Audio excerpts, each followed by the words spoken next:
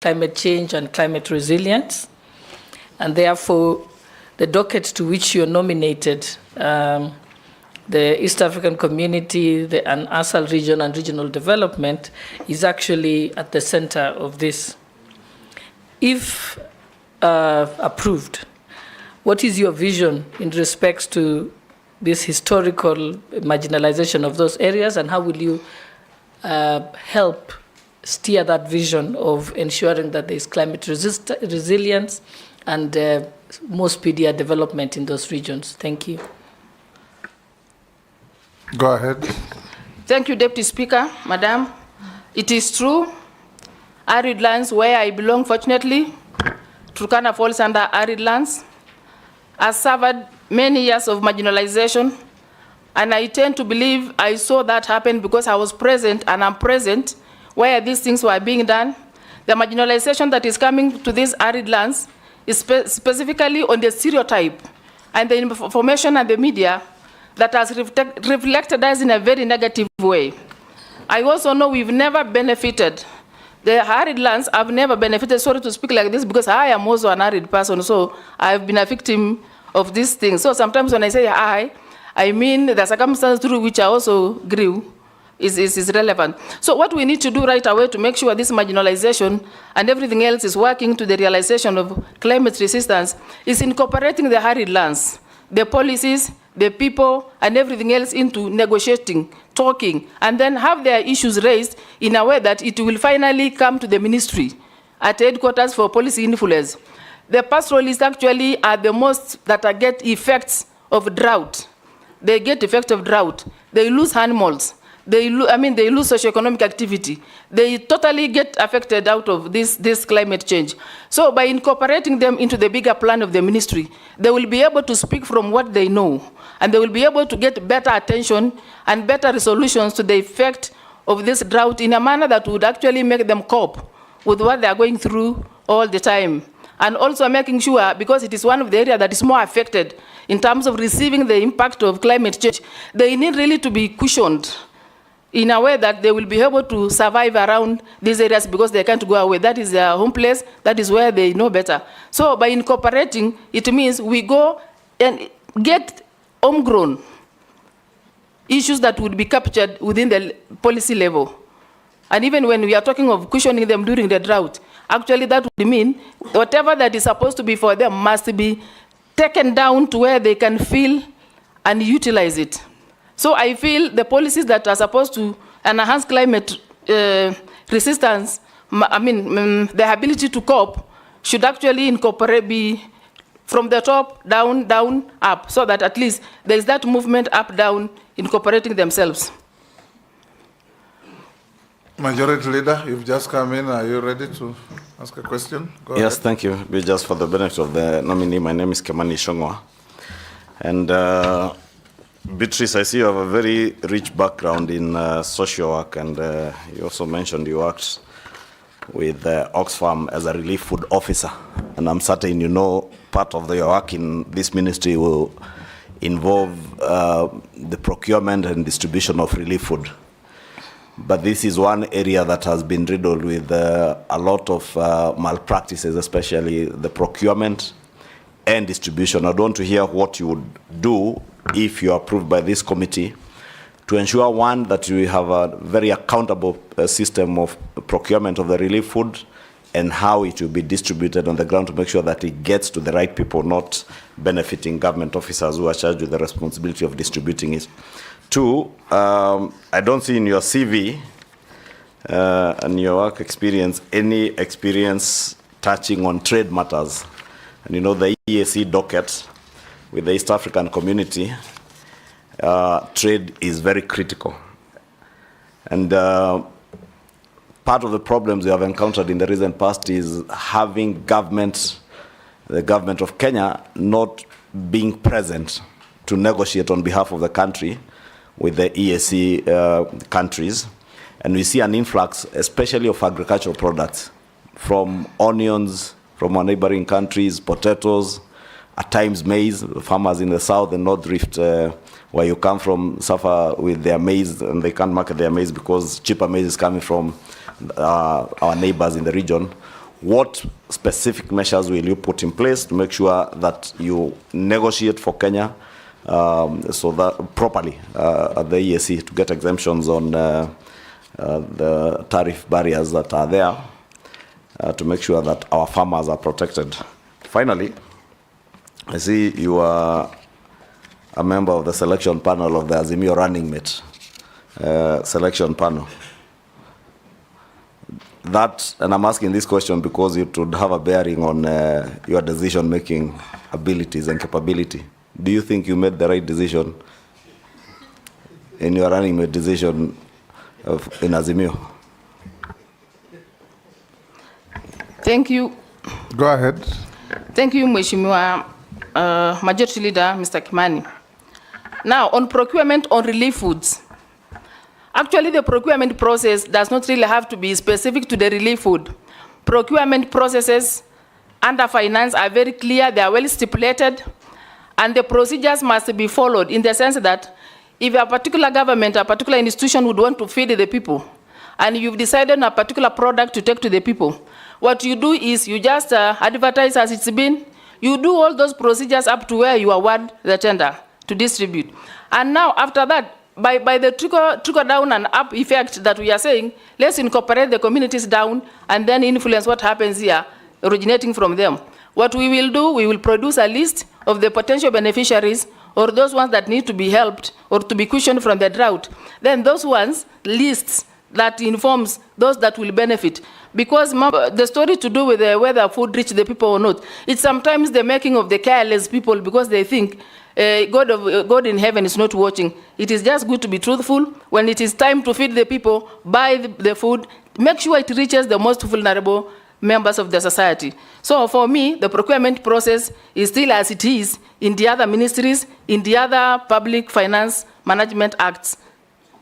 Chair, maybe before she moves away from that question, Beatrice, particularly what I'd want to hear, I don't know if you have been briefed from the ministry, what happens? In the procurement of relief food, they will usually go to some organization called the supplies branch. They pre-qualify people as suppliers of relief food with set prices. Then when they are procuring, they will usually just give tenders to those who are already pre-qualified within the system. But from the time the supplies branch is pre-qualifying people, the prices given vary. For instance, a bag of maize or beans a year ago or 9 months ago may not be the price today. What I want to hear in terms of getting value for money for the people of Kenya, will we continue with the same old system through supplies branch, or will you come in with new thinking to make sure that the procurement process is very transparent, you are able to match with the market prices? Because there's no reason buying a bag of maize for 6,000 shillings or when the current market price is 4,000 shillings, simply because the people who are pre-qualified by the supplies branch were pre-qualified at a time when the prices were 6,000. That's what I would want to hear. What new innovation, what new thinking are you bringing to the ministry? Thank you, Mheshimiwa Kimani. My understanding is... Let's address them through the chair. Through the chair? Yes. Through the speaker? Yes. Sir. Okay, I get you. Now, I think what we need to do is, of course, there are malpractices that people have gotten used to. And having been a relief monitor, the process are very clear, just like the way you would procure. Of course, there is pre-qualification.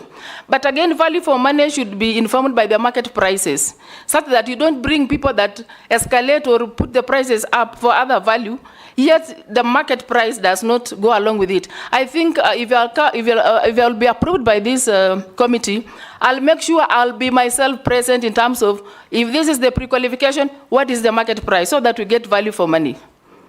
Mm-hmm.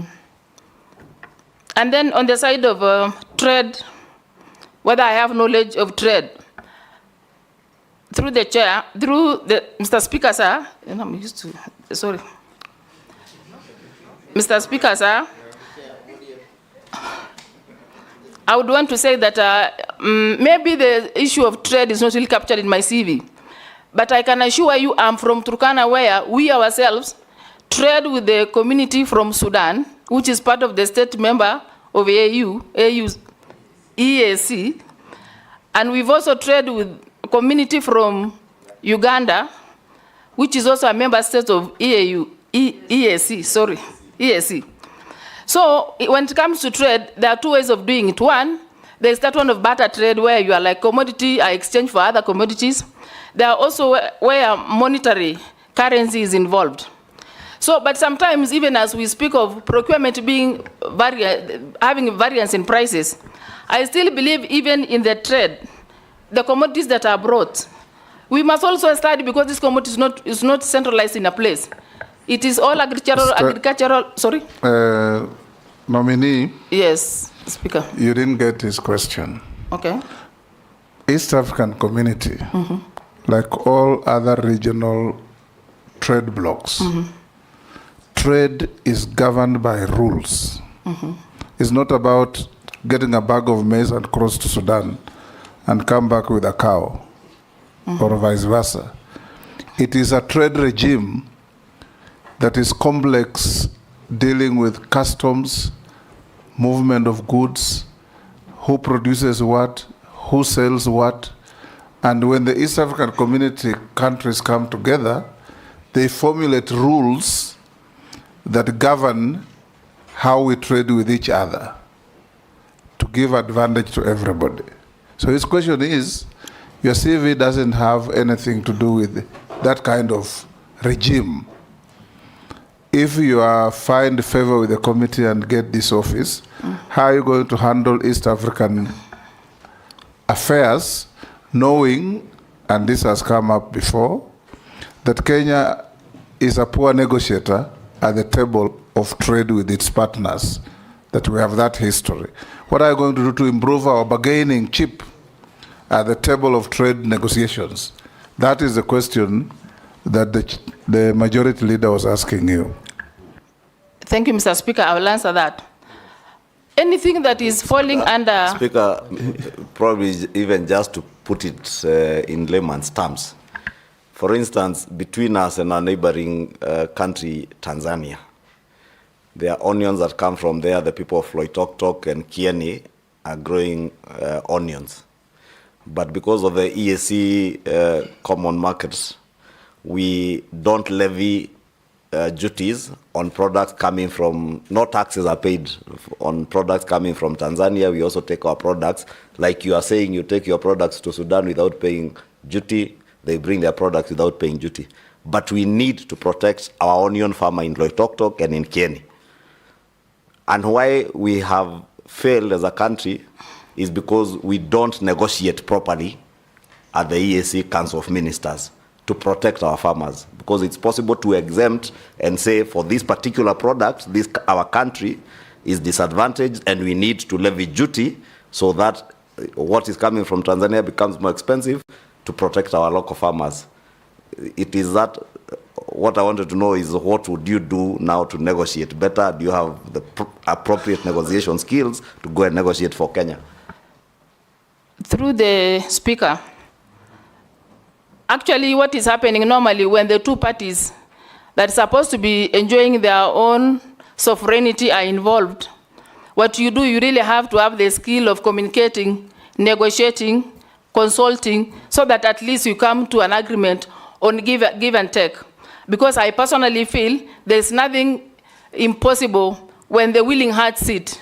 And of course, we already know so much of what is happening in the world has come out of negotiation, consulting, reviewing. So if I happen to be appointed to this docket, that will be my work. I will make sure the partners, my equals in those countries, are able to agree. We can share the report because I know we are beginning from somewhere. We are not starting from a plain ground. Actually, we will have the concept of what may have happened, and then we discuss based on that to do give and take so that our own customers, our own, because of course when a product comes cheap, it is good to their customers, but bad to the producer who is doing the same locally. So what we need to do is, we need a situation where the producer does not take advantage of the consumer, and the consumer as well do not suffer, but again are able to accommodate and get these products at a price of give and take.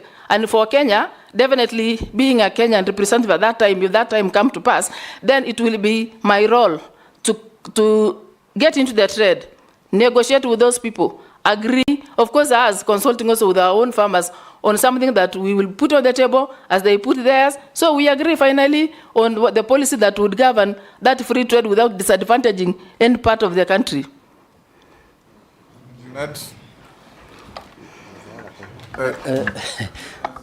Your questions? The one of the Azimio is left. Yes, go ahead. Through the chair, through the speaker, that was then. That was then that I was among the panelists that were able to choose the deputy party leader of our party person then. Actually, you know, sometimes you work things as they appear on the table. I did fairness. Every party that was there had their representative. They had their candidates also wanting the same. So there was no way I would take over. It's only issues that, as you said, issues on the table. We agreed, and we said the parameters of somebody who would suit a running mate should be like this, and those are the binding grounds through which people are vetted. And the person we got had what it took, because it was not the Odium that picked, it was all political membership that decided the vet. I was only one person from Odium, the rest are from the other representative of the parties. So I tell you, whatever happened, happened because there were benchmark through to operate. I was right at that time. In any case, it was a political decision. Yes, thank you. Yes, Junet? Mr. Speaker, just to add to it, actually, I'm the one who appointed her to that committee. And I was satisfied with her work. She did a fantastic job. But anyway, that's beside the point. No, Kalonzo was going to become the president, up and belly. Anyway, Mr. Speaker, that is not the issue. I want to ask her, as somebody who has lived in Asol area, and you know very well that people in that area, as the Deputy Speaker has asked, have suffered for many years. And most of the time, they complain that they don't get any help from government. But today, you have been nominated from an Asol area to deal with those issues that affect those people who come from Asol area and from regions that feel marginalized in this country, despite devolution being in place and counties being in place that money is devolved. What different are you going to do if you are approved by this committee to help those people who live in the Asol areas? And secondly, you are going to become, if you are approved, the Minister for the East African Community. And you can see the community is growing. It used to be 6 in number. I think now they are 8 or something. DRC has joined. Somalia has joined.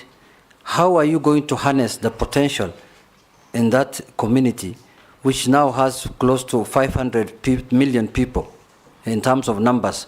How will that be, helpful to you if you are approved as a minister by this committee? Thank you very much. Through the speaker. Go ahead. Being an Asal person, one who grew in a Asal, I tend to believe I have what it takes through my own personal experience and through what I was seeing people do in that area. Pastoralists are good people. Pastoralists, if recognized, if they are made to understand things and then you are there to explain. Pastoralists are good people. They can adopt new initiatives when sensitized. If created an awareness, they can implement things that would be implemented elsewhere. So what I mean by me being there, I'll make sure they're involved in all these things that would improve their lives. Actually, I will be speaking from a point of information on what has been going on. As a pastoralist, I will be better placed to use my experience and my upbringing to make sure these communities actually get what they deserve without being traumatized the way they used to be. The information that is in circulation has never favored them. It is full of stereotyping. It is just too negative, poor publicity and very negative publicity. When I'll be on board, I will make sure the right information is given, the right analysis is given, so that their lives is going to be improved. At least be sure their own will be on board. And the information and anything that they would want to have will be truly from my personal life, personal experience. So be assured that one will be well done. Now, on the side of the growing economy of East Africa community, just as it is always written in the world of economy, you need numbers to grow the economy. You need a population that would do production. You need again a population that would consume what is produced. So if we grow and grow more, that will be to the advantage of the community, because we will have many targets around, they will have many supplies, we will have the mode of trade will really be up to it, because the people that will be producing and the people consuming and the people trading across each member state will be a good population that will grow economy in terms of value. Thank you, Beatrice. Now we'll take batches of 2, 2, 2, or 3, then you answer. I'll start with Naisula.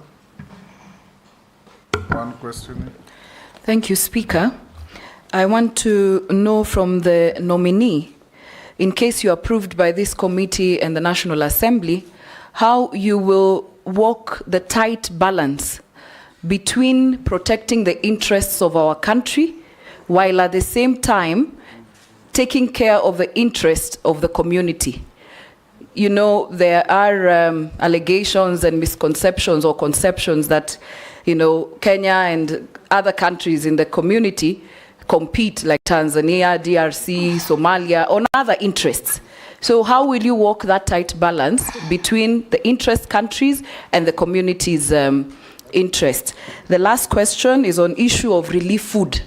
Is it sustainable that in 2024 we are still talking about food, relief food and tendering processes in the areas, the ASAL areas? Thank you, Honorable Speaker, and the nominee Honorable Askul. I want to know, Mr. Speaker and Chairman, how will the nominee balance, or how will the nominee gain confidence now that she has been appointed in the office of East Africa, and particularly on the ASAL, coming from one of the communities which fight other communities in the North Rift and in the entire ASAL? I want to know how she will gain confidence, because now many people are watching, and of course she knows the Pokos and the Turkanas are perennial and God-given enemies, and also the Samburus and the Turkanas. God does not give enemies. That is what we believe, Honorable That's Speaker. not a statement. Maybe you will change our thinking, but that is our thinking. So, Honorable Speaker, the nominee is being watched by the ASAL communities a lot. How will she address that issue of the conflict in the ASAL for them to gain confidence from her? Number two, the regional development agencies. These regional agencies, Honorable Speaker, there's been a thinking that these regional agencies are doing what counties are supposed to be doing. They should have actually disappeared and or work for counties. Now that they work in national government, and perhaps now, and in this case, should Parliament approve her, they will work under her. She comes from the counties that believe that these agencies should work for counties. What is her opinion, Honorable Speaker, on these regional agencies? Yes, nominee, we'll take Gikaria, or you'll rest a bit. Okay, answer those two. Thank you. Through the Speaker. And relax, don't be tense. Don't be... I'm okay, Mr. Yes, Speaker. just relax. I'm okay. And answer the questions as they come. Mr. Speaker, I was only thinking that once there are 4 questions and then I answer that one, then invite another Now one. answer Naisula's 2 questions and Posing's question. Through the chair, the question by Mheshimiwa Naisula is on the country interest versus the community interest.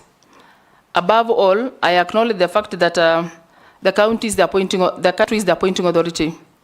And within the appointing authority, there is sovereignty of Kenya that needs to be protected. There's political interest of Kenya that needs to be protected.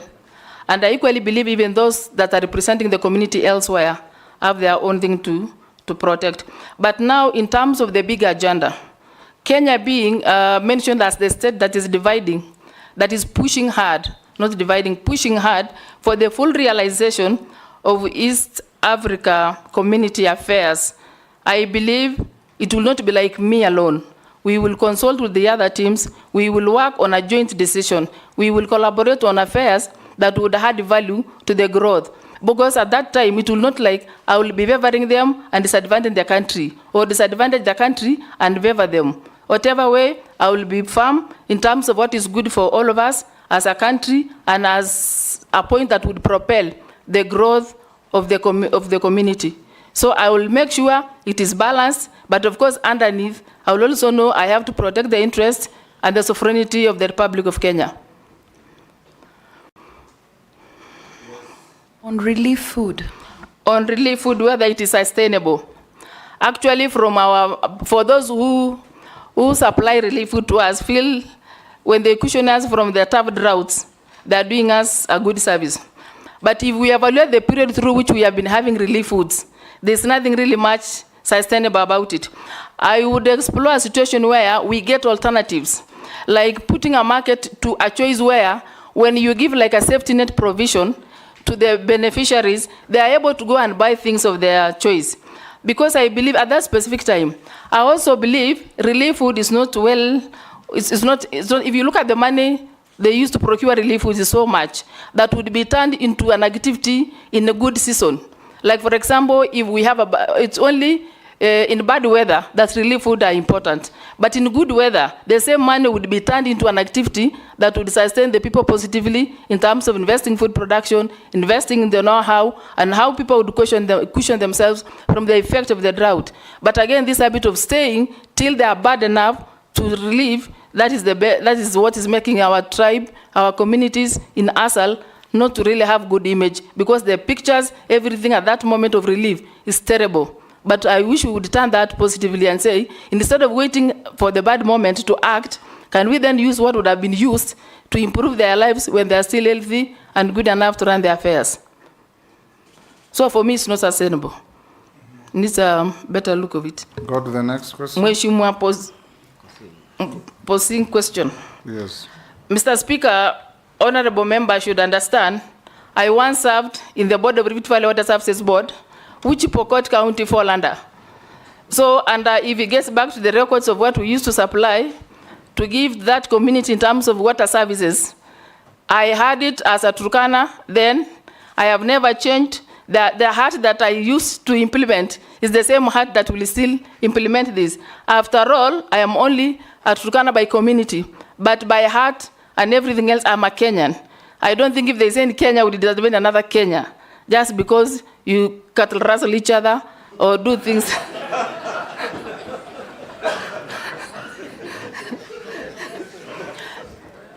Point 2, on regional development agencies. My take of this is the regional development agencies have mandate that they had before devolution.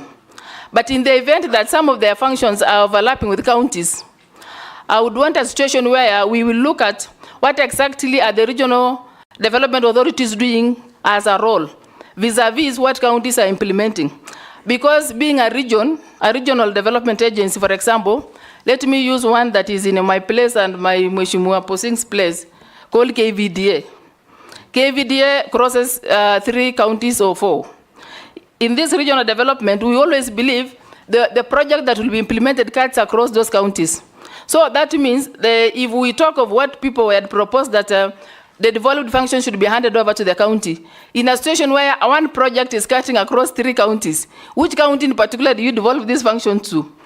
So it will be difficult to have one project divided into 3 counties because the project they may have had before is cutting across several counties. So for me, even if a function is devolved, what we better do is, let's make sure the bigger projects are done within the regions and the smaller projects be done in the county. In the event that the project implemented is cutting across 3 counties, the best for the region is, because I don't believe they will be doing smaller projects, region projects should be big enough to guarantee the region name called by them. So I think what we need to do is, if it is cutting across counties, then it is the representative of those counties that should be incorporated in the management of the region. That is my take. Other than saying, let's keep over everything and make sure it goes down. We also have to look at the capacities of counties. What counties can do, we'll allow them to do. What they can't do, we then, because the devolved function does not really make a county different from national, because they are still under the central government, they are still under the regional government. At least at the end of the day, we need to regulate the policies, framework through which they will be operating. And for me, regions should be there to undertake big works, and if they do small works, then they better devolve.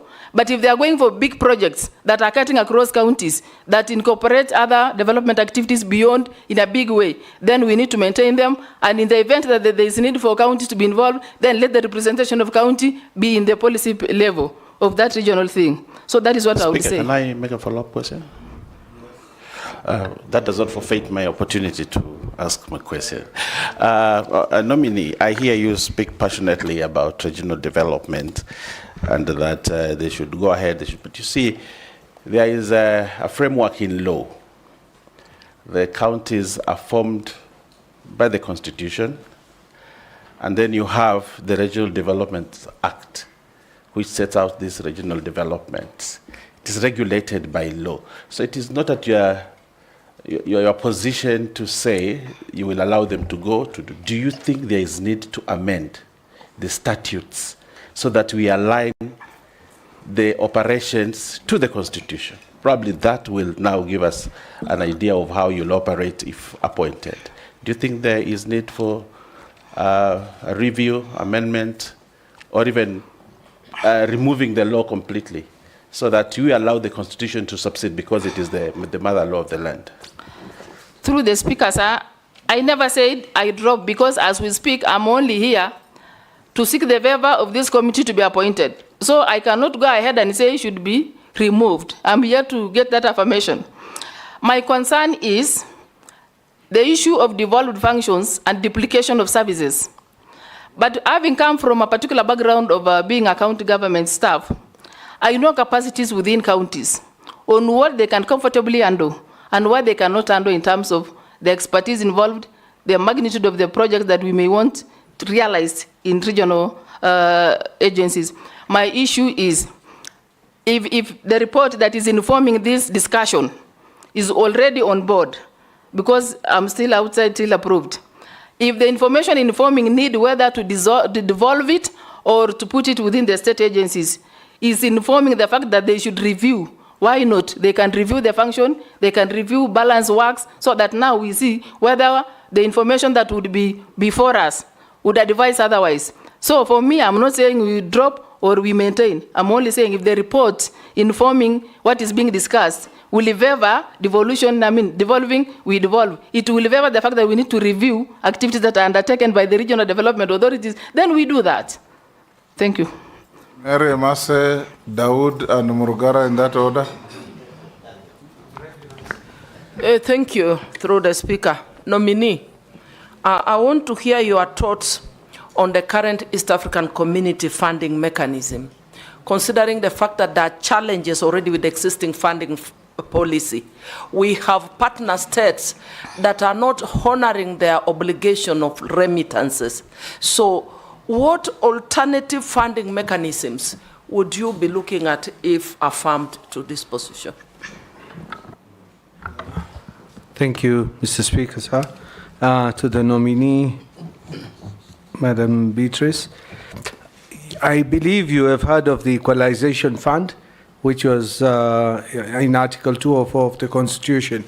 Since establishment of the Equalization Fund, I believe it is about 14 billion, which has been allocated but has not been disbursed. Recently, in the last parliament, the law was changed from the areas which it was being disbursed to. Now it is going to locations and not counties, as was previously the case. My question to you would be, do you think it was the right decision that it goes to locations, or would you suggest that it goes back to the way it was? Because there is talk that it will not serve the purpose what it was meant for. So what do you think about it?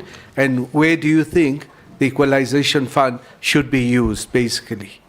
Is it in the water, electricity, roads, health facilities, or where do you think it should be used? Thank you, Mr. Speaker. Thank you. Thank you very much, Mr. Speaker. And nominee, We see more ways to be caught unawares as a government by whether the disasters that we experience in the country, like droughts, or even when with blessings from God, including heavy rains and floods. The net effect of both of them is lamentations that we are crying to the world out there to come and help us because we were not ready for this. If we harnessed the rains properly, we would actually possibly ameliorate the effects of droughts drastically. What are you likely to do as the Cabinet Secretary in charge of ASAS as regards all these rains that we experience, which possibly we don't make use of, followed by lengthy droughts where we lose almost everything we own? What policies are you likely to put in place to ensure that there is a balance between the two? Go ahead and answer those three. Through the chair, on the Honorable Mary's question on AU funding, and some of the state members not remitting what they had agreed within the memorandum of partner states. My portion is countries, we can't assume that sometimes when the particular state do not remit, it's their own making sometimes. The issue of inflation and the rate at which economy is moving may not be favoring maybe some of these countries that are not remitting. Or even the countries that are remitting does not really tell that the economy around them is doing fine in terms of complying with what they had agreed. My portion of it is it then possible within the framework of what to be implemented to make sure we look at the alternative ways of fundraising, so that we as a member state of East Africa community explore to benchmark from institutions that have done similar services like African Union, so that we get to know which approaches are they using to sustain themselves, so that we can benchmark. And then what happens is we also need to talk to the member states to make sure once they agree and comply with what has been agreed, they better follow it and implement to the most effect of it. So for me, if a state is not complying by remitting what was meant to be remitted, then it is upon the negotiating team that would be there through East Africa Legislative or through the Council of Ministers at the East Africa Community to engage that country and see why are they not remitting. Because the moment they refuse or they fail to remit what is supposed to be remitted, that probably would mean now the slowing down of activities that would have benefited from the funding. So I think there is need to look for alternative funding. There's also need to look to benchmark on the units that have applied a similar principle and see how we can learn and how to capture some of the things they may have followed and then to sustain themselves. Like, for example, the African Union approach as a benchmarking unit.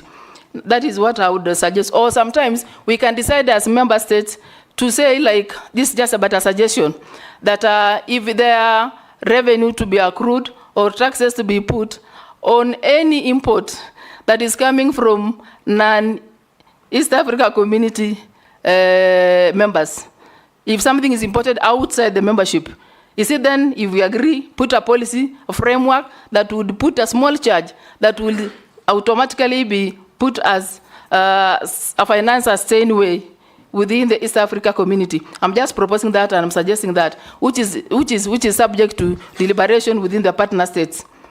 Now on equalization fund. Equalization fund, as it was in the provision of the Constitution, was meant to tackle particular basic needs within communities and counties that were not at par in terms of development. For example, counties were supposed to use equalization fund in the provision to do a bit of education, to take care of water, to take care of roads, to take care of health, to take care of electricity. And this money was supposed to go directly to, I assumed it must have been the money for counties. And because of the many things that were not very clear then, it kept not being taken down. My question is, equalization fund, by virtue of their own targets, target a service that touches life of a citizen of Kenya. So if this equalization fund, because education as it is as a component in Equalization Fund, has the Ministry of Education. It has the Ministry of Water, it has the Ministry of Roads, it has the Ministry of Health, it has the Ministry of that lead. So is it then possible to conglomerate all these systems, all these ministries, to talk and see, of course, engaging the legislative arm of government, that is you people here, to make sure the best approach is considered so that we see, do we have to maintain it this way, or do you have to take this money to the locations? And for me, because it is still a debate, we need to incorporate all the ministries that touch, that their own activity touch on Equalization Fund.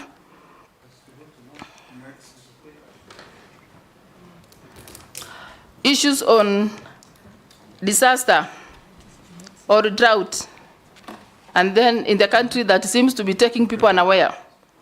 Actually, in my view, I feel people are not serious when it comes to handling of disasters and droughts, because I believe there are institutions in this republic that give early warning reports.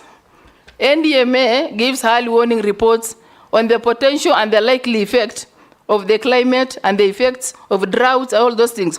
If we would only utilize the report in early enough within the context of early warning to make sure the best is planned before, the best is prepared before the thing strikes us. But in the event that drought has come, the opposite of drought has always happened in Kenya. Like there's a season for drought, and again there's a season for floods. I wish we would get down and discuss when we have plenty, the runoffs, the water that find their way to the lakes, that find their way to the oceans, then capture before it gets spoiled. Because as it goes down the rivers, it is fresh. Once it gets to the lake, gets to the ocean, it begins another process. Are we then, if we are serious with managing ourselves, managing disasters, are we then able to capture this water before it reaches the final destiny through maybe water harvest? And then turn that into food production? Nominee, now tell us. Forget about we. Oh. You have been nominated, and if you find favor, you will become the CS. When you sit in that office, it is not we now. It is you, the CS. What will you do? So that those extremes don't become a constant nightmare for our country. Mr. Speaker, the reason why... When there is drought, we die. When there is rain, we die. Mr. Speaker, we need to utilize the water in this. The reason why I use we is because I will not work alone.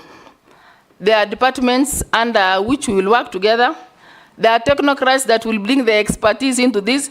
For the sake of this presentation, allow me to use we, meaning now the entire system that is supposed to intercept in reducing drought effects and those disasters in this community. I think what we need to do is, if I'm appointed or approved by this committee, I will be able to look at the measures that are sustainable and how to do water harvest instead of just leaving it go downstreams. The other thing is alternative means of survival. Like if you utilize a report of early warning, that would mean now we will prepare our people to caution themselves from the hard effects that may come through maybe sensitization or making them grow alternative livelihoods so that we don't wait thousands of cows to go down and then bring relief food, so that again we work around what they know to perfect the system and to caution them from the bigger effects. So for me and my team, and that's why I was using we, allow us to work around modality that incorporates all partners in this, to talk about it and come up with a solution. And that will be my work, to make sure we mobilize all partners that deal with the disaster, drought effects, to put their brains together and come up with projects that would reduce the effect without necessarily having Kenyans to lose lives. Thank you. Owen, Robert, and Mule, in that order. Thank you, Speaker. Speaker, I would like to ask the following question to the nominee that I'll talk about the East African community. Honorable Speaker, the East African community, we have a chair. I don't know whether you know who the chair is, the current one. And what is the protocol that is used for electing the chairman of the East African community? The protocol. The second one is you will be, if appointed, you'll be our top diplomat within the East African community, apart from the Foreign Affairs Minister, but you'll be our top East African diplomat. And you know we have the Political Federation Protocol. As it is right now, there are a lot of tensions among member states, where Uganda and Rwanda regarding border issues. You have Kenya and Uganda on the Migingo, which is also another border issue. You have the M23 rebels in DRC Congo that is pulling in Rwanda. You have the Kenya-Somalia territorial water dispute that has gone up to the highest court of the world. And then you have internal conflicts between Burundi and Rwanda. Based on this, do you think East Africa is likely to achieve a political federation?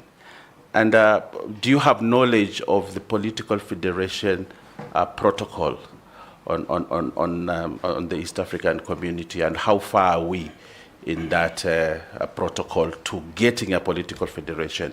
And lastly, Honorable Speaker, I've checked your educational background.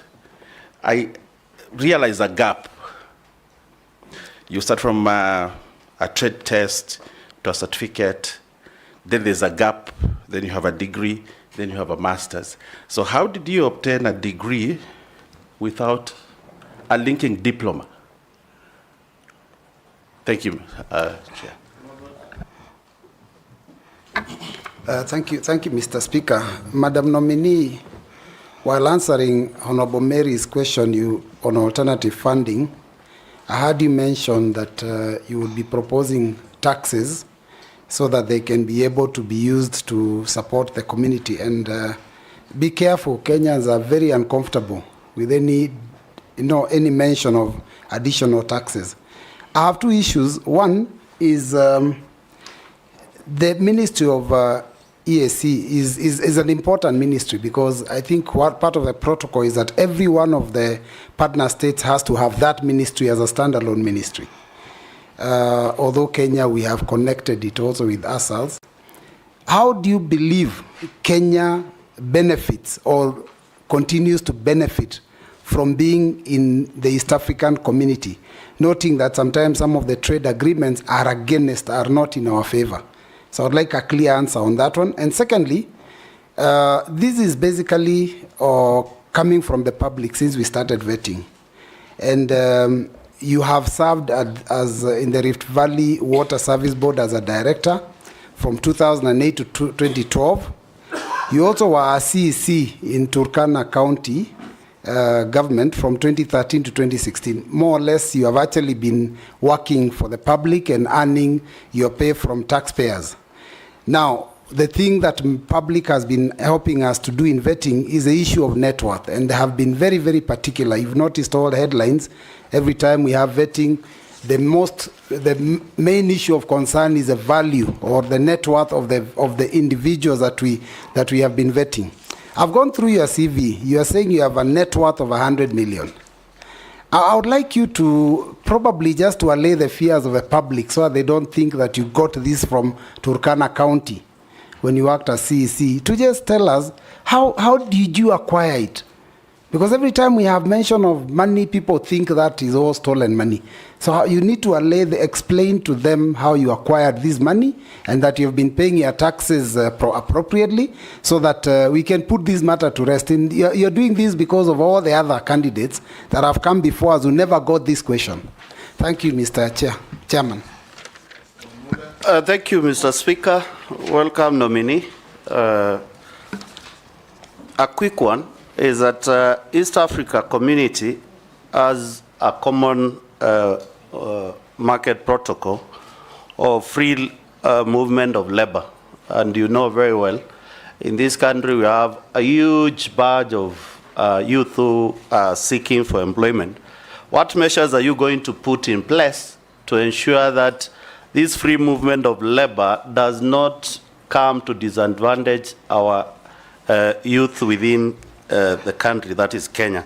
And secondly, as you are joining this ministry, if you are approved, I want to hear your mind on the East African Development Bank, whereby it is a bank run by the state partners, And sometimes, as legislators, we have been not able to get clarity on the investment in this bank, the loan portfolio in this bank, and the capital investment of this bank within Kenya.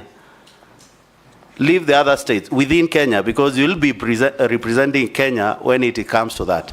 And last, we are aware that the leadership of this bank has been embroiled on mischief of leadership. Will you be able to come clearly and firm that you will be able to stand with Kenyans to clear this mischief? Thank you. And answer those three: Owen Bayer, Robert Mbui, and Through Stephen Mole. Through Mr. Speaker, the issue of who is the current chair for East Africa Community, I have read it is His Excellency, the President for Southern Sudan, Salva Kiir. And I think the arrangements of choosing is basically interpresidential arrangements, internal. So I may not really have details of it, but I wouldn't mind searching over it, because I was not anticipating a situation where I would get into the finer details. On the side of the diplomacy on political federation, on what is being contested within the borders of member states. Actually, the issue is having what I started with by saying every country has their own sovereignty and their political interests. The agenda to maintain the political federation here is at least the member states having the policies through the legislative arm of East Africa legislation or assembly to come up with law that will give every state member an opportunity to implement what has been agreed for the good of the community. I know it is sometimes hard, but again, mediating, consulting, talking to them and their member states and all the key partners that add value to the political federation, be it within the countries of the member states or not, they need to talk to each other, they need to embrace, they need to be facilitated for the full realization. So for me, partnership, networking is very critical in enhancing the political federation. I know sometimes they would slow things simply because one decision arrived at may not be the decision that would be fast-tracked to be implemented. But with the proper consultation, continuous dialogue, continuous arbitration can bring us to a solution that would enhance the political federation. Now, on the side of... Honorable Speaker. Yes, Owen. Just, I don't know whether the nominee understood my question. You know, there is envisaged a political federation of the East African states, including a currency. And including, you know, bringing it together and forming a state of East Africa, you know. And there are certain steps that have been taken towards realization. Owen, I think you should also be fair to the nominee. There are three different things. Yes. There is common customs or customs union. There is common market. There is common currency, political federation. Each is a separate engagement. So if you are talking about monetary union, don't mix it with political federation and vice versa. Speaker, what I was trying to do when I mentioned the card is to show that we are bringing together the East Africa. How far are we in that protocol, the political one, if you have any information about it? In terms of political federation? Yes. I think because the most that leads is the political goodwill from the member states. So, and if we look at where we are right now, at least I see we are making progress as an East African community. Compared to what may have collapsed, the East Africa community back 1977, the things that are there right now are structures. And if you look at the progress we've made so far, which I believe is out of political goodwill, if not so, of course, not in a big way, but even enhancing an agreement to have the legislative arm in Arusha is a step forward. If you look at the way we have had the secretariat on board, it is progress.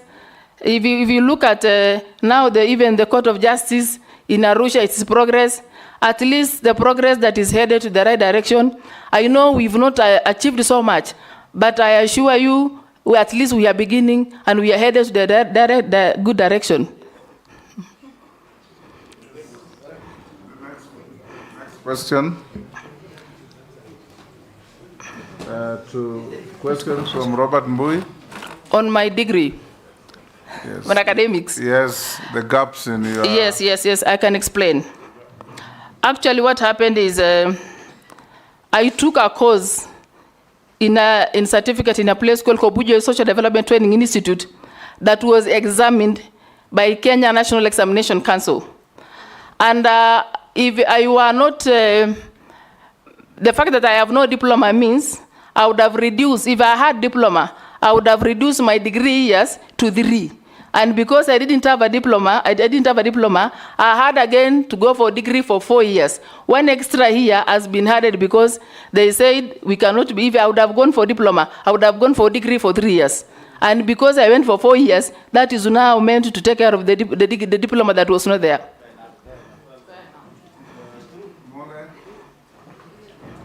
Stop cheering the nominee.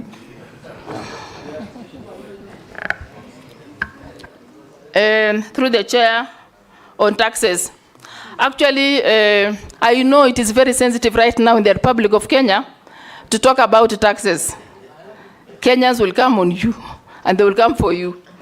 What I mean here is I was seeing an alternative way of sustaining the development and the activities within the East Africa community. As okay, of course, there is remittance by each member state as a source of revenue to sustain the activities of the community. But again, I also said, in the situation where now some member states are not complying by paying, remitting, that would mean there is a gap in terms of activities to be implemented. And by virtue of that gap, I gave a window. I said, even if I never said, okay, the tax that would, I said a small tax, of course now assuming it is going to be agreed upon because one proposal cannot be implemented by one state. Even if you give a proposal of tax and then it goes before member states and they say no, it will still not pass.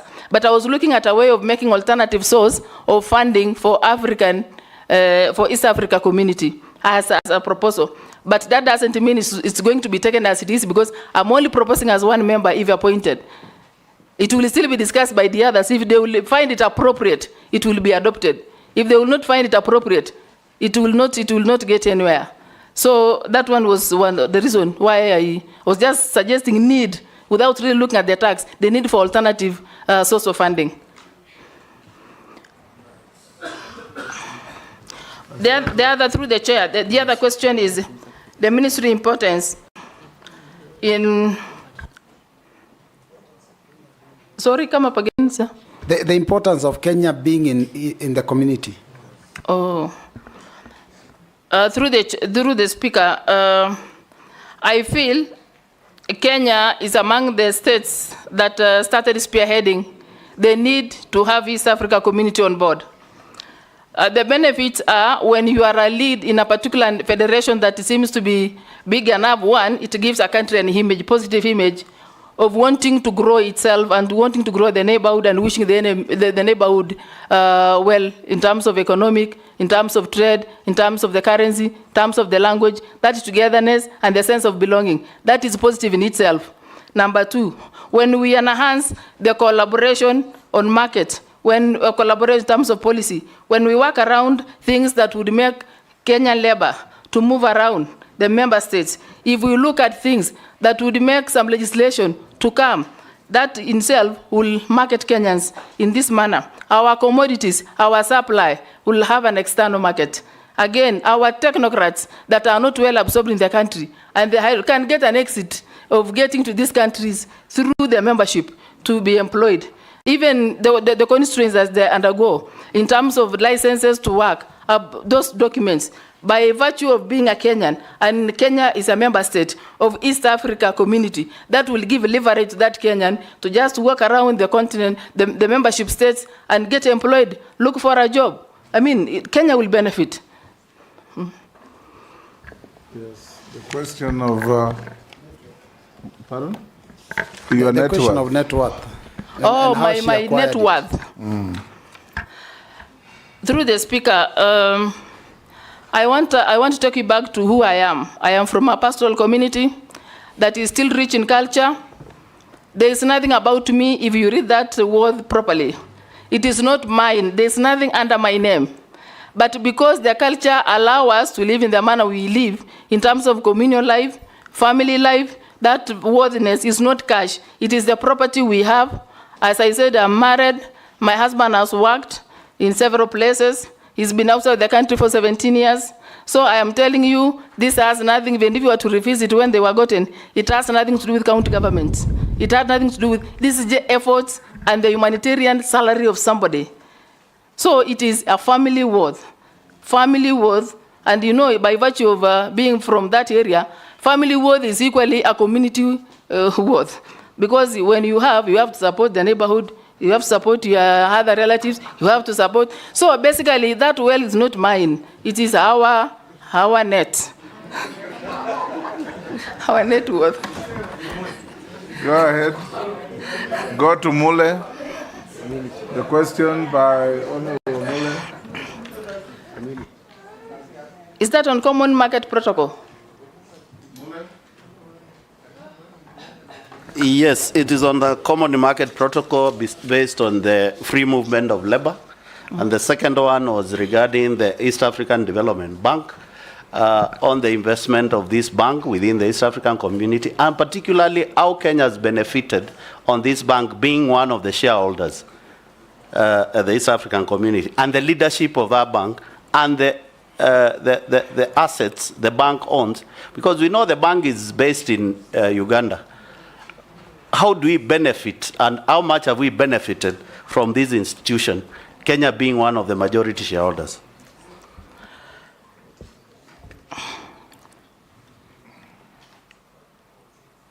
Through the speaker, sir, on the East Africa Community Common Market Protocol labor, actually, this movement of the population, the experts.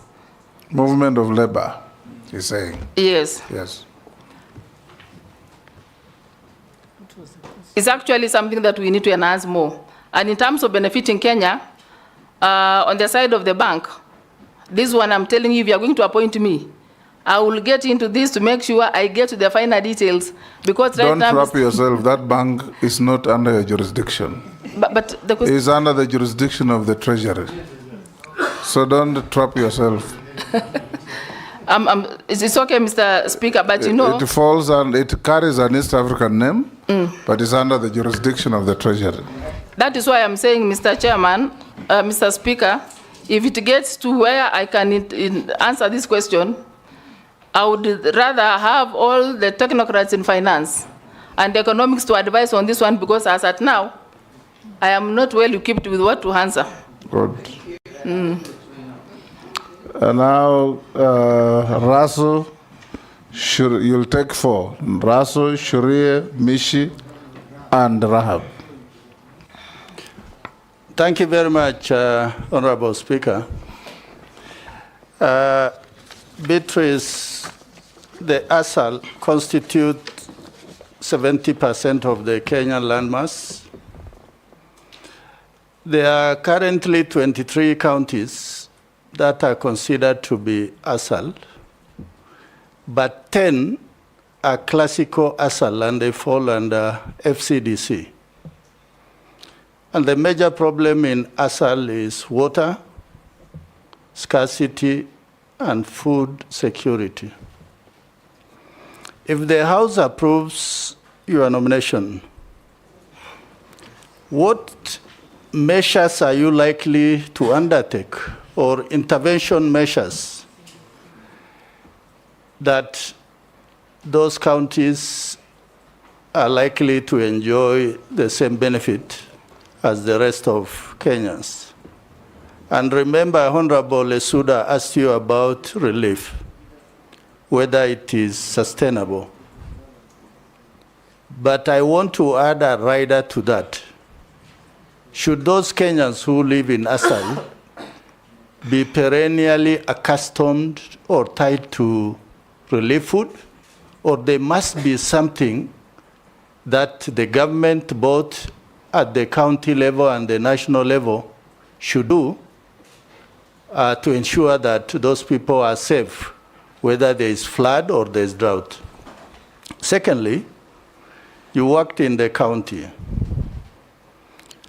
Those of us sitting in the National Assembly, we feel that whereas the counties in the urban or fairly developed areas are doing extremely well with devolution, the counties in the Asal are not doing as much. Tell us what is any success story maybe you can tell us from Turkana, or if there are problems, what are these problems that these counties are still tied in the past? Thank you, Honorable Speaker. Yes, Sharia. Thank you, Honorable Speaker.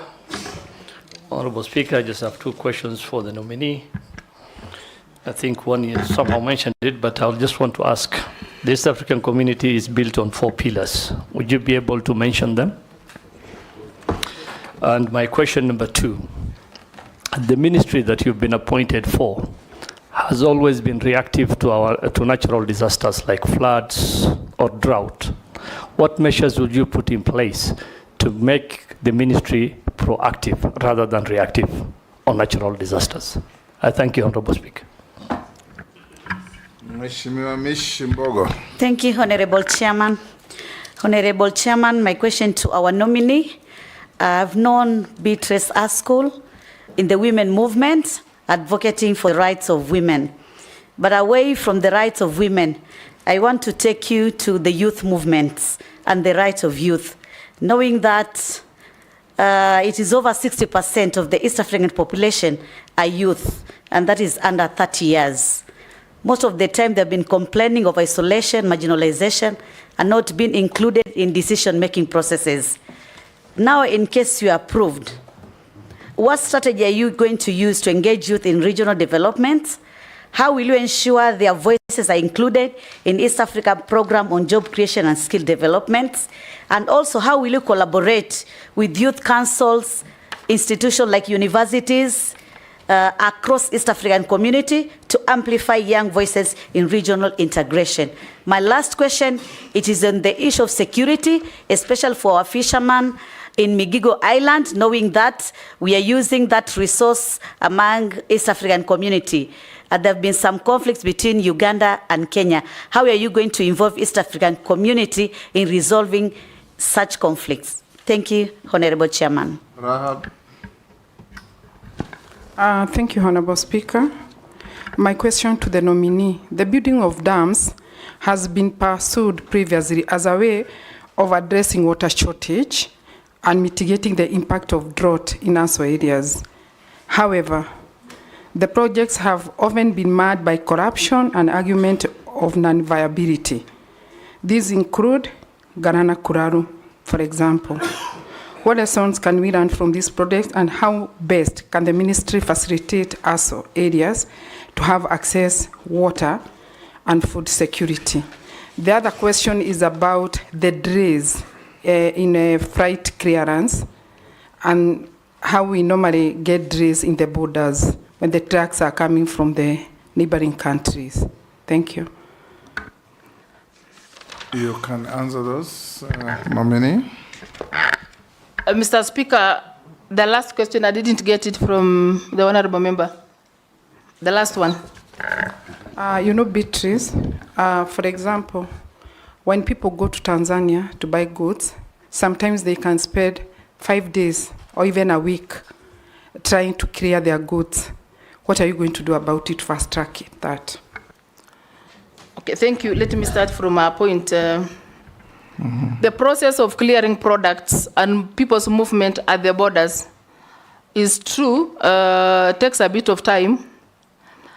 And I contribute this to the poor infrastructure that takes so long. I mean, if, for example, you are moving goods from Kenya through the border, not all infrastructure facilitates the process of moving these goods. And I also see a situation where we have the challenge of corruption along the way, which must also need to be dealt with, to reduce people pushing others to pay for what they would not have paid. And thirdly, I also feel like we need to put an IT kind of a digitalized system that would fast track the movement of goods and people from one place to the other. And that would fast track, because once the system is made that way, it is faster than where sometimes you find at the border, you go more manual. You wait one track to be done, a lot of paperwork involved. But if you digitalize these systems, it will fast track the processes of movement of goods. And then on the side of the dams, true, there are issues around the dams that were meant to be done, the ones you've quoted, and the water system not being in place this far. Actually, what I would suggest is when there is a need and the spirit of seeing development in a country for the sake of realizing needs of the people being attended to, actually it is prudent for an individual to make sure what you've advertised actually has begun, and once allocation is put, it must be started. And if the whole project is multi-billion, I would advise where you go the first way.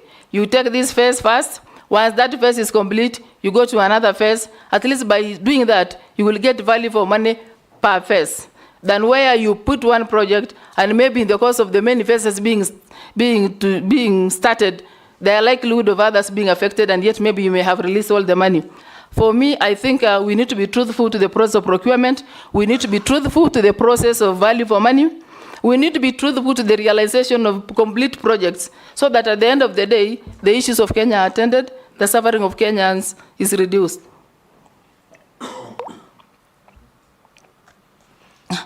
Now, the other point, through Mr. Speaker, of Migingo Island.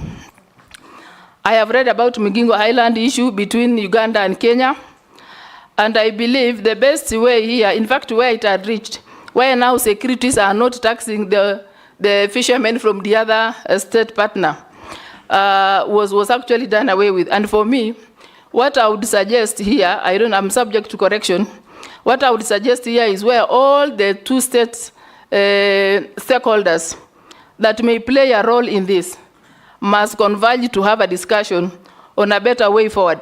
And to some extent, I would suggest that we have a legislative arm and we also have Court of Justice in Tanzania, where they would take the lead role in mediating this issue between Kenya and Uganda, and also getting other non-interested parties, non-partisan, also come to arbitrate, so that at least at the end of the day, resolution is found and no citizens suffer.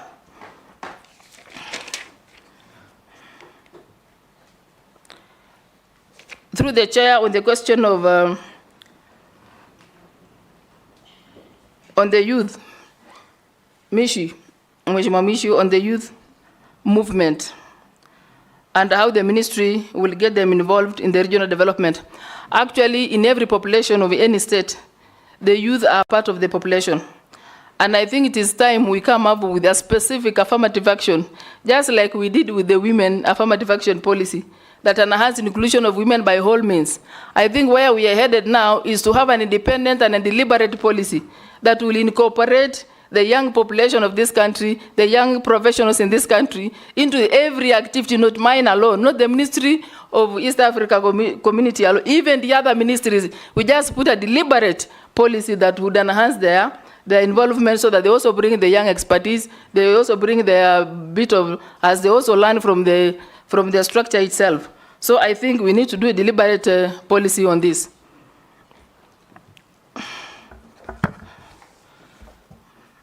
On the side of the pillars, There is, of course, there is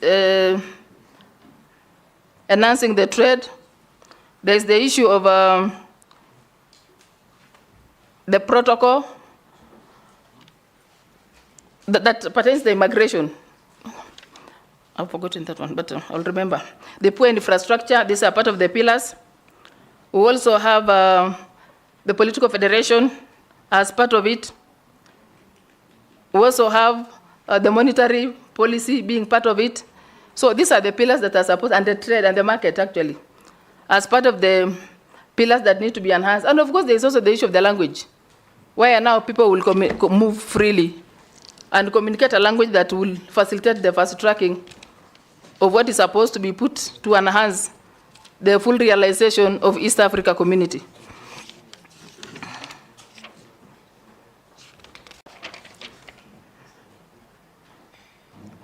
The other one is the county government. Yes, Sharia. I think she did well. She did 50%, which is good. The political federation and monetary. The other two are this customs union and the common market. Yes. Just to guide her. Okay, thank you. Thank you, Honorable Speaker.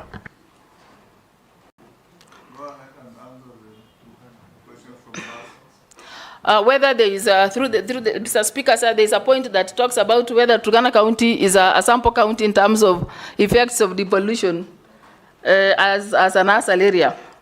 Actually, I can speak here comfortably that for us, the Turkana community, devolution was like our independence. In as far as the rest of the areas were talking of their independence, 1963, I'm telling you the independence of Turkana County started in 2013. Because the infrastructure that others were supposed to pick from, at least they had a background and they had to start from a particular level. In Turkana County, in water, in health, in education, in security, all those basic needs of a human being.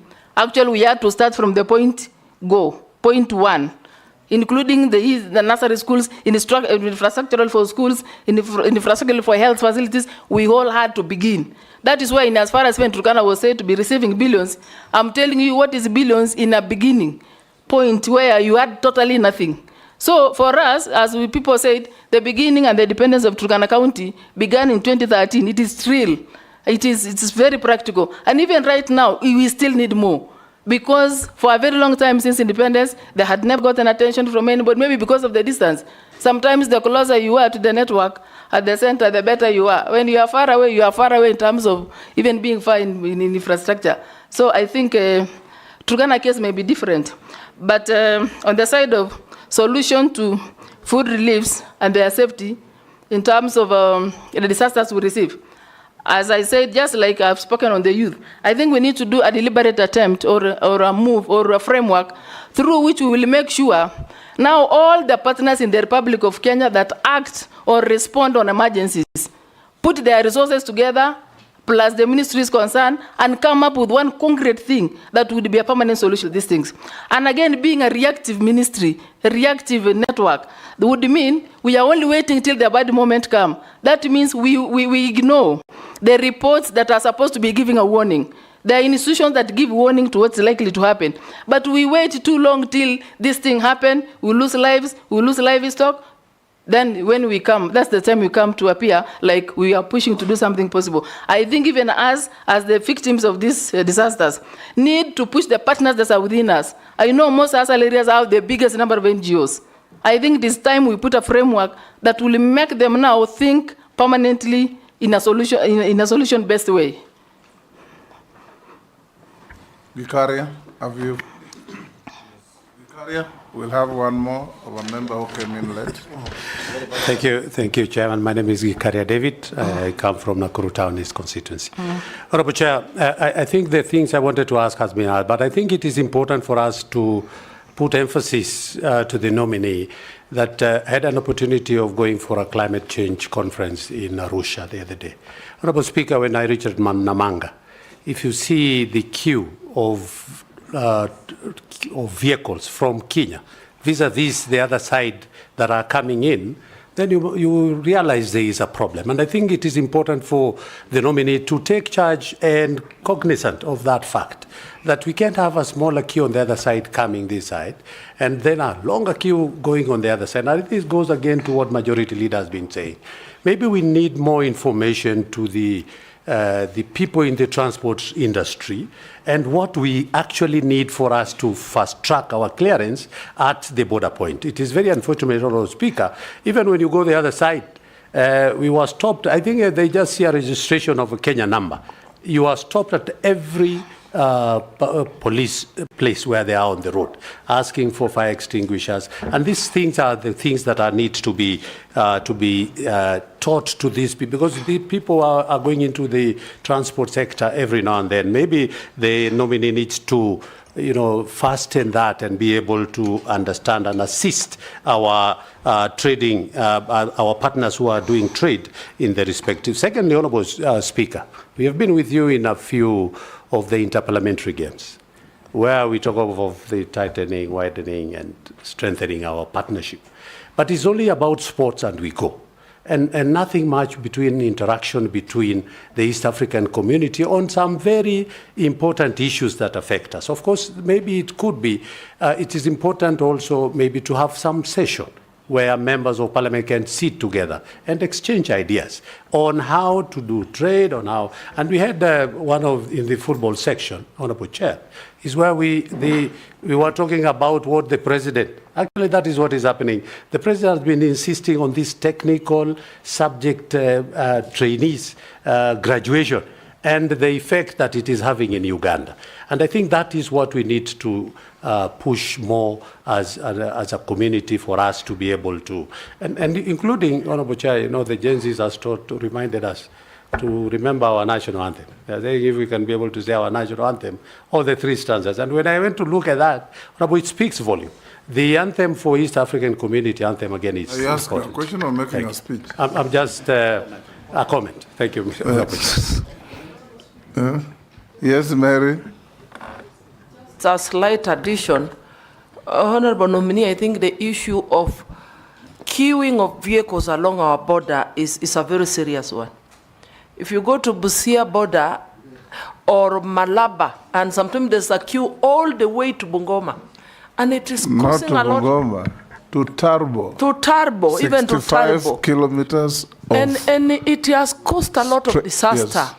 We've lost lives through road accidents, and it is really bad. I think that is one area, Honourable nominee, that you may have to look into and find out what is causing, that is if you are approved, what is causing it and what could be the permanent solutions so that we do not have vehicles queuing along the borders and causing a lot of other problems. Thank you. Mr. Speaker, it's true what Honourable Mary Emase is saying. Big problem that keep vehicles queuing kilometers and kilometers in both Malaba and Busia. But I saw the other day somewhere that Busia County had put up a very big, they're building a very big yard near the border there to park the vehicles. But anyway, I agree with her, this is a problem. But nominee, if you get there, building a huge parking for trucks is not a solution. True. We are talking of movement of goods and services to improve trade. Now, if you go and park your truck at the border for 3 days, is that a solution? It isn't. Because every time that truck stays there for 2 days, 3 days, is a loss to the economy. So go ahead and answer that. What Gikari has asked you before. Thank you, Mr. Speaker. I think... Mr. Speaker, there is also this project that was done in the borders of one border stop, where one stop border solution posts, where both countries are supposed to have people in one place so that fastens the movement of goods and people. I don't know why it's not functioning. You have to Namanga and Malaba. Okay. Yes. No, even Hispania in Migori. Yes. The speaker is one. Okay. And Moyale, I think, and Lunga Lunga. Go on. Through Mr. Speaker, I feel I've also been part of this challenge myself some time back, where a truck can take a whole week to be cleared. But now, at least now that it is becoming to our realization as an assembly, I think we need to, all of us to put our brains together and put all the ministries concerned into need to fast track the process of moving goods and services within this border, within the shortest time possible. So that again, we talk of infrastructure development that would fast track, and then the technology that would fast track these processes, and then we talk of the human resource that would use these facilities to fast track the movement of goods and services. For me, it is a team that needs the other partners in the infrastructure ministry, in the trade ministry, in finance ministry, to really come up and put our heads together and make sure something better comes out of it. Thank you, nominee. I'll ask, yes, George? Thank you. Can I ask if, on behalf of the public? Go ahead. Yes, thank you very much. This is a comment from a member of the public. That ESC docket is a very sensitive docket, and I'm not sure the nominee really gets it. If you approve the nominee, would she be prepared to learn a lot more about it? That is the question from a member of the public.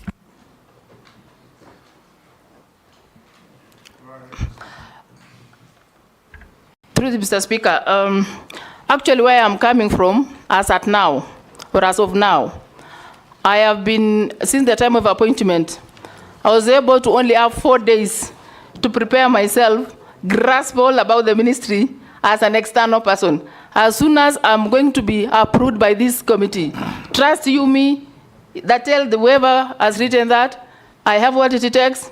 I'm from a community that has faced so many issues and have always gotten a solution to them. So as soon as I'm on board, I'll do my best. I'm young enough in terms of the energy to implement, to move, to learn, to share the experience, to get advice where I need be, to engage the technical people, to get me done in this. So I trust you me, it is well. To assure that person he is in safe place, is in safe hands. Nominee, yes, Russell? Thank you, Mr. Speaker. Just a quick one. Somebody is asking if the House nominates you, it confirms your nomination, you'll be handling East Africa and the ASAL. What their fear is, one is likely to suffer, because these are 2 dockets back to back. Will you just confirm to them that that will not happen? Thank you, Honorable Speaker.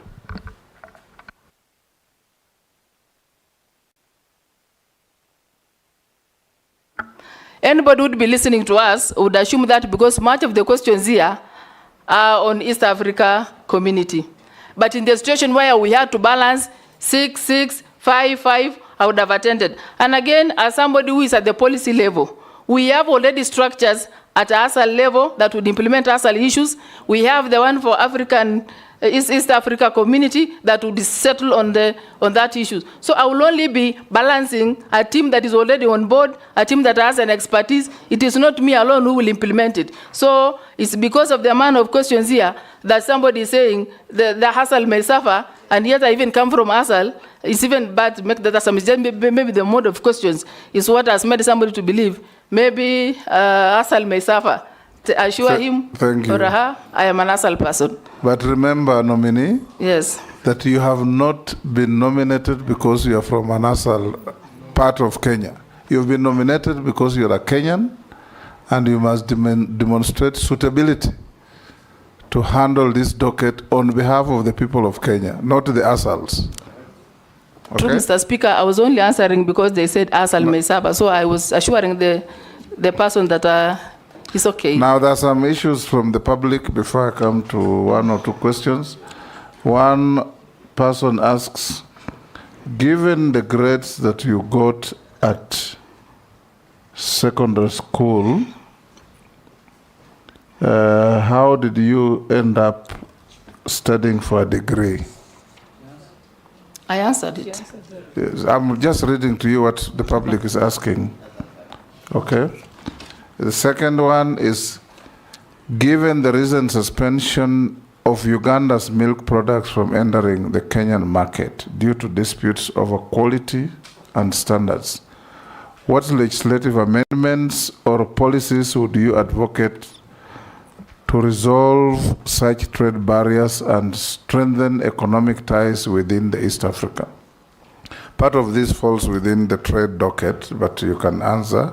The second one, with the increased security concerns along the Kenya-Somalia border, particularly with the resurgence of Al-Shabaab activities, how do you leverage existing legislation like the National Security Council Act and propose new laws to enhance security collaboration among East African countries while ensuring free movement of people and goods? The next one, the disparities in economic development between Kenya and some EAC member states, such as Burundi and South Sudan, are significant. Would you propose any legislative measures to ensure equitable distribution of resources from shared regional projects such as those stipulated under the EAC protocol on the establishment of the East African Monetary Union? Well, there are many. Answer those first. Thank you, Mr. Speaker. I feel the issues that are raised here does not only apply to my ministry, if appointed, it also applies to other ministries. Like if you speak of milk, milk is under food production. It's also under livestock. It cuts across trade. It's also part of finance. So once we are on board, if appointed, or if approved by this committee, those are the issues that we will engage all our technocrats in agriculture, in finance, in any other relevant department to come up with a concrete policy and a framework that would guide. And the same applies to security that is there in Somalia. The Ministry of Defense will be involved. The Ministry of Internal Affairs will be involved. So all those stakeholders will be part of the solution to that. And the same affects the disparity of economic states, where we'll also have a Ministry of Finance, the technocrats in finance, economists in finance, will all, and the economists will all come and put their brains together and come up with a concrete solution. And of course, a way forward through that consultative forum.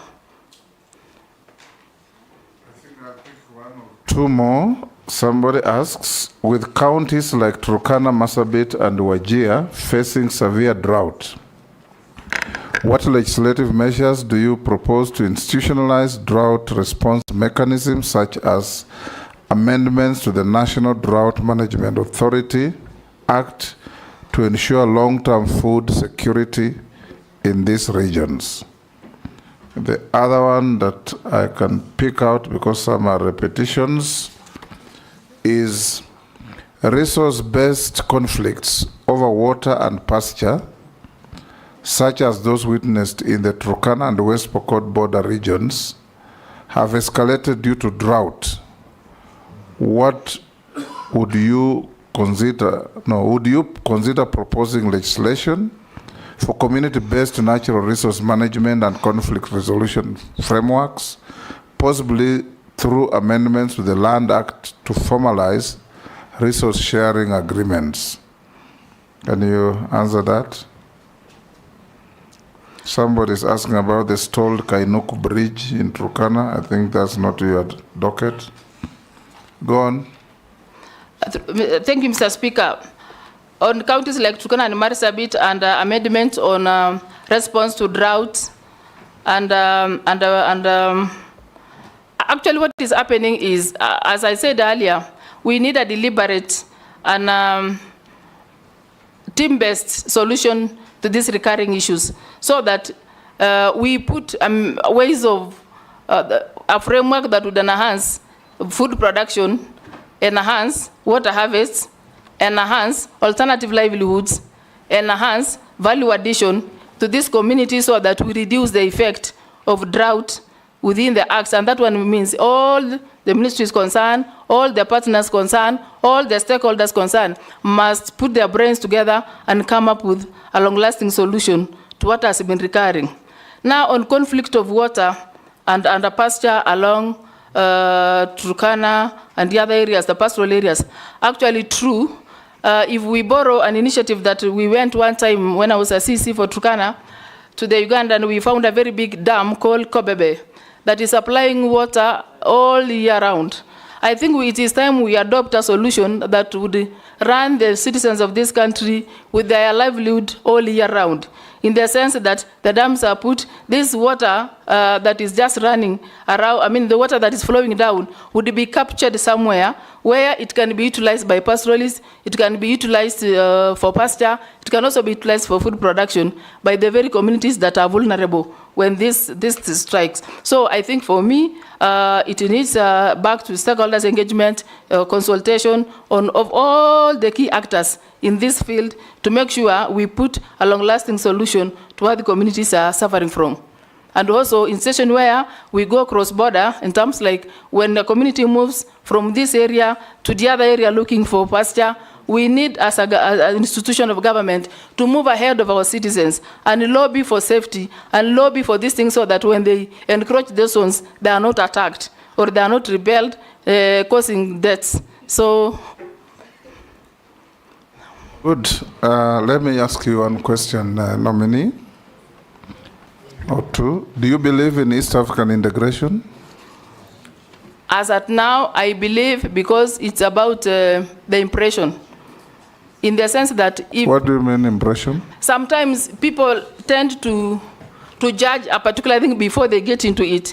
I think where there's a deliberate attempt, Mr. Speaker, to have it realized, we will all get this realized. Because the parties that are there are just within the neighborhood. We can't avoid the neighborhood. We will at any time engage the neighborhood. So for that matter, and for you to be peaceful, your neighbor must be peaceful.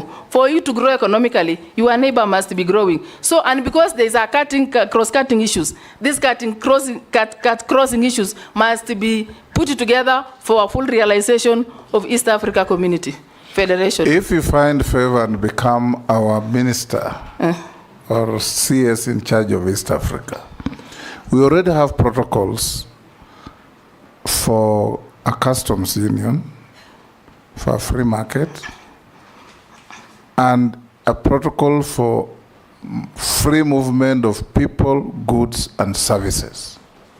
Take people. If you go to our courts today, every single day you'll find the Ugandans being charged for being in Kenya illegally. You go to Uganda, Kenyans are in jail in Uganda for entering Uganda illegally. Tanzania, same thing, and all over. If you find favor and become our CS, what are you going to do to help achieve the implementation of the protocol on free movement of people, goods, and services, particularly people, so that you do not cross into a country where you have a protocol for free movement and you are bundled and thrown into jail for being in that country illegally? Mr. Speaker, if I win the favor of this committee and be appointed as a CS for East Africa Community, the issue of custom union and free movement are within the 4 pillars of East Africa Community. So, and having it as a pillar must also embrace the spirit of the will within the member states to implement anything that has been agreed upon. So for effective implementation of this, effective realization of these pillars, then every member state must make a deliberate attempt within their own political governance to make sure these things are implemented to the best of the people who are crossing, to the best of the business that's being carried across the border. So for me, I feel laws must be, a legal framework must be put on board. The infrastructure that's supposed to be facilitative must be put in place. The legal framework is already there. Then the deliberate intentions to implement from the partner states must also be negotiated, because it is one thing to pass, it is the other thing to get the political will of a country to implement what has been passed. So I think it is a matter of lobbying, matter of consulting, matter of arbitrating if possible, to make sure what has been passed is implemented to the letter.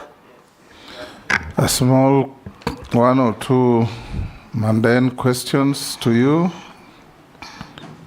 Have you ever been adversely mentioned in any integrity-related report or investigations? No, I haven't. Do you hold any leadership position in any political party in Kenya? As it is, no. As it was? Yeah, but I resigned. Okay. Tell us your net worth. It's 100 million. 100 million, which you said is family It's for wealth. all of us. It's for all of us, including me. Yes, if you are Okay. Okay, nominee. Your papers have been checked against what we have. They have been found in order. And the few memoranda that were there against you, actually, in fact, only one, and you responded, so we release you to go back to your duties. Mr. Speaker, there is the bit of the well that I need to clarify a bit on livestock. It is not an issue. We are okay. Okay. So, Mr. Speaker, I would want to appreciate your guidance in moderating and protecting me. I would also want to appreciate the mutual conversation we've had with the committee. And if Almighty God that began with me will give you favor to see me through in this, I'm telling you, committee, you will be writing history in this Kenya. You will be appointing the first Turkana woman since independence. So please be part of the history.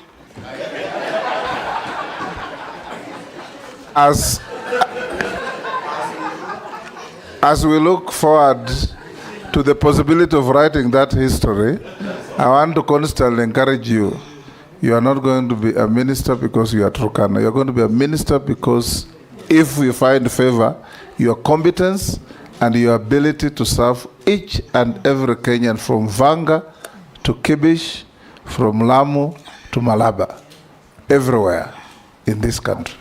And now you'll go beyond. Okay. You must contribute towards the integration of East Africa. Some of us believe, dream, and live East African integration. Thank you. Thank you. The sergeant will show you the way out. Have a good day. Yes.